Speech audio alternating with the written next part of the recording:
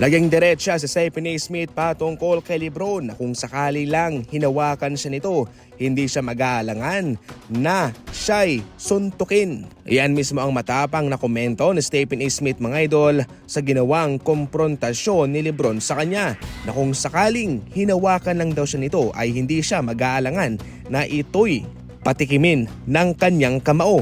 Sinabi rin niya mga idol na simula nang mangyari yon ay hindi na raw totoo yung mga sinasabi ni Lebron James sa mga programang kanyang dinadaluhan patungkol sa kanyang ginawang pagkumpronta sa kanya. Kumbaga hindi na raw yon ang kanyang sinasabi. Nagsisinungaling na siya patungkol sa kanyang kumprontasyon kay Stephen A. Smith. Nagulat nga ho si Stephen A. Smith sa ginawang yon ni Lebron James kung saan sinabi niyang hindi raw ito professional.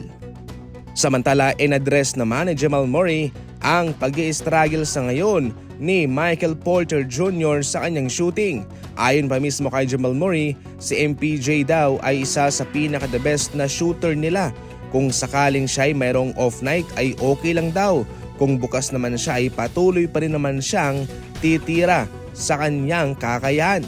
Hindi naman daw niya kasalanan mga idol na hindi pumapasok ang kanyang tira. Ganun daw talaga. Siguradong babawi naman daw ito sa kanilang susunod na mga laban at alam niya mismong papasok na raw ang mga tirang iyon. Bilang teammate daw ni Michael Porter Jr. ay hindi niya na iniisip na magmimintis itong si Michael Porter Jr. o papasok man yun, wala siyang pakialam doon. Ang sa kanya lang ay alam niya kung ano raw ang capability ng kanyang kasamang si Michael Porter Jr. Maganda ang posisyonan sa ngayon ng Denver Nuggets, all goods naman sila pero kinakailangan nilang i-improve yung kanilang depensa. Yun ang kanilang malaking kakulangan sa kanilang team sa ngayon. Kinakailangan nilang mapa-improve yun sapagkat iyon ho ang maglalagay sa kanila sa alanganin. Pagkatapos ng kanilang laban sa Golden State Warriors, nagpasalamat pa rin naman itong si Bam Adebayo na masaya lang kami dahil nakuha namin ang panalo. Sa katagang iyan ay nagpapasalamat pa rin mga idol si Bam Adebayo na despite sa naging intense na laban nila ay hindi naman daw talaga maitatanggi na sila'y kinabahan. Subalit ang importante ay nakuha naman nila ang panalo. Pero giit pa mismo ni Bam Adebayo, wala siyang pakialam kung sino raw yung kanilang kinakalaban. Kung baga sa madaling salita ay isa lang daw itong normal na laban para sa kanya.